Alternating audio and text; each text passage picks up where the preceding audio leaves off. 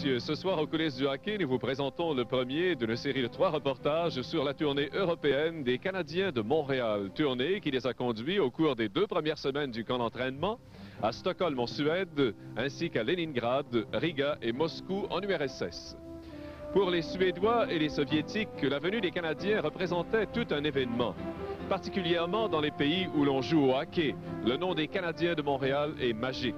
C'est donc avec 30 joueurs, 540 bâtons de hockey, près de 200 caisses d'eau potable, un cuisinier, 3 médecins et des tonnes d'équipements que les Canadiens montaient à bord d'un 747 d'Air Canada le mardi 4 septembre, direction Stockholm via Paris. C'est après quelques 15 heures de voyage que l'équipe arriva enfin en Suède, soit à Stockholm, la capitale. Avec ses 1,4 million d'habitants, dans un pays de 8 millions de citoyens, Stockholm est étalé sur 14 îles, reliées par une cinquantaine de ponts. Ville qui flotte littéralement sur l'eau, on retrouve partout des embarcadères, des ports, des marinas, où mouillent des milliers de bateaux. Mais Stockholm, c'est également une ville de verdure, où l'écologie, la nature et la conscience sociale sont des préoccupations quotidiennes pour les Suédois.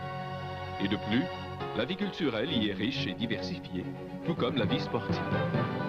Dès le lendemain de leur arrivée, après avoir tant bien que mal récupéré du décalage horaire de 6 heures, l'équipe sautait sur la glace du Hovet Arena avec beaucoup d'enthousiasme pour la toute première séance d'entraînement de ce camp.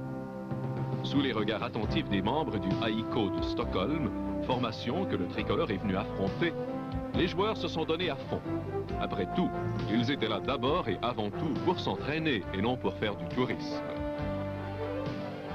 En Suède, pour une période de 5 jours, tous les membres de la délégation montréalaise auront quand même pu profiter d'un peu de temps pour découvrir un monde nouveau et différent. Ville agréable et intéressante à visiter, Stockholm regorge de sites plus beaux les uns que les autres. Les marchés en plein air y sont abondants, donnant une atmosphère champêtre à tout cet ensemble urbain. Les monuments font légion, bâtiments remplis d'histoire et d'une architecture de toute beauté. Partout dans le monde, il y a des McDonald's. Et comme tout le monde le sait, Patrick Roy en est très friand, tout comme Stéphane Lebeau. Les prix sont cependant très différents. Le Big Mac, 10 $ américains en Suède. Malgré la pluie et le temps maussade, on n'a pas voulu rater une promenade en bateau-mouche. Une très belle façon de visiter Stockholm.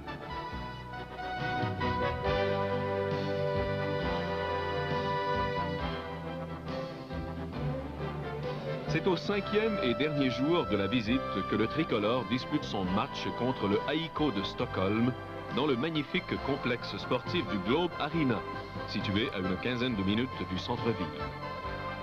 De ces 5 matchs en Europe, celui contre les Suédois fut certes le plus facile, les Canadiens l'emportant 7 à 1. Des 7 buts, 3 furent marqués en avantage numérique et 1 en désavantage numérique, un début qui était somme toute prometteur. Voilà pour le reportage sur la tournée des Canadiens en Suède à Stockholm. Lors de notre prochain rendez-vous, nous les suivrons dans leur voyage en URSS. La soirée du hockey Molson se poursuit dans quelques instants à Radio-Canada.